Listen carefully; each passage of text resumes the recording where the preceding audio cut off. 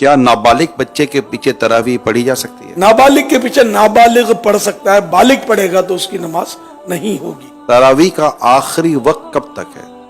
सुबह सादिक तक। बिस्मिल्लाहिर्रहमानिर्रहीम, अस्सलामु अलैकुम वरहमतुल्लाहि वबरकातुहू। नाज़रीन इकराम, रमज़ान मुबारक में अहम बहुत मसला ये पूछा जा रहा था कि अगर कोई नाबालिग लड़का हो तो उसके पीछे क्या तरावी नमाज पढ़ सकते हैं या नमाज तरावी पढ़ना जायज़ है या नहीं। इस मसले के बारे में अक्सर लोग पूछ रहे हैं। तो नाज़रीन ये बात समझ लें, फ़िक़्ह हनफी के मुताबिक अगर नाबालिग लड़का समझदार हो और नमाज के मसाइल जानता हो, उसको पता हो कि नमाज तरावी कैसे पढ़ानी है, नफिल इमामत कैसे करानी है, तादील अरकान जानता हो और नमाज के मसाइल मुकम्मल जानता हो और उसे कुरान भी सही पढ़ना आता हो, तो उसके पीछे नमाज तरावी पढ़ सकते हैं, पढ़ना जायज़ है। ये वाक़या मिलता है कि नबी करीम सल्लल्लाहु अलैहि वसल्लम के ज़माने में उर्वा बिन सलमा रदियल्लाहु ताला अन्हु आप बचपन में ही जमात अपनी कौम की इमामत करते थे। हालांकि वो अभी 6 या 7 साल के थे, लेकिन फिर भी वो इमामत करवाते थे।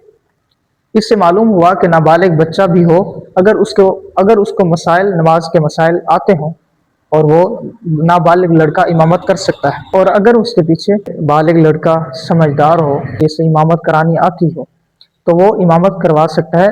इससे ज़्यादा बेहतर है कि नाबालिग लड़के को पीछे खड़ा करके उस लड़के को खड़ा करें जो बालिग हो और इमामत जानता हो, नमाज के मसाइल आते हों, कुरान सही पढ़ता हो।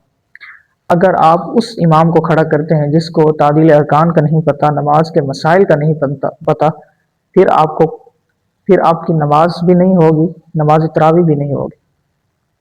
तो याद रखें, मत वही करा सकता है जिसको नमाज के मसाइल, तादील अरकान और मुकम्मल इमामत के मसाइल उसको आते हों, तो वही इमामत करा सकता है। तो अगर आपने हमारे इस इस्लामी चैनल को सब्सक्राइब नहीं किया तो अभी से सब्सक्राइब कर लें। शुक्रिया।